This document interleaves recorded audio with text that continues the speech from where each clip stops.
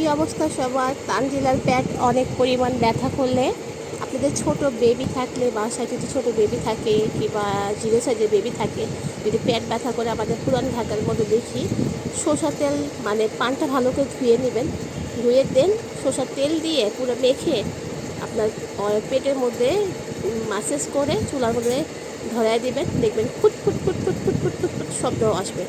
এই যে আমি এখন করতেছি, এই যে এখন আমি তানজিলার পেটে মালিশ করবো। ভূত প্যাতের নজর, পাপমার নজর, পাড়াপড়শির নজর, বাড়ি বোনের নজর, সব হাতের সাথে আইসা পড়ো।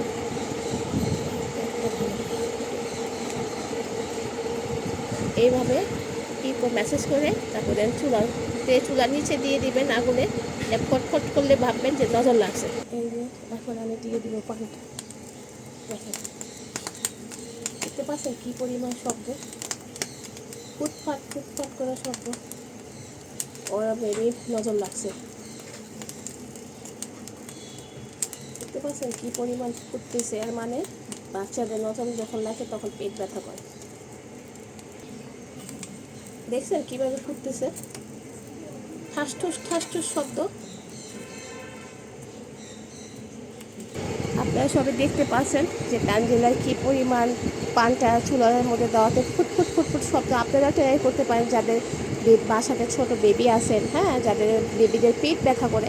তো এটা অনেক আগেকার যুগের মানুষরা করতো, আমার মাও করে, তো আমিও করি। ইনশাল্লাহ আমার মেয়ের পেট ব্যথা কমে যায়। আপনারা এটা বাসায় করতে পারেন যাদের বেবি এই সমস্যাগুলো থাকে। সবাই অনেক বেশি ভালো থাকুন, সুস্থ থাকুন। ভিডিওটা ভালো লাগলে অবশ্যই সবার মাঝে শেয়ার করে দিন। জুম্মা মোবারক সবাইকে, জুম্মা দিনে সবার দিন ভালো কাটুক। এই তো তানজিলা, তোমার পেট ব্যথা কমছে? হ্যাঁ, তানজিলার পেট ব্যথা করলে আমি তানজিলাকে এই নিয়ম কানুনটা করলে বেবিদের হয়তো বা পেট ব্যথা একবারই কমে যায়, আর বাথরুমও ক্লিয়ার হয়। সবাই অনেক বেশি ভালো থাকবেন, সুস্থ থাকবেন। আল্লাহ হাফেজ, থ্যাংক ইউ।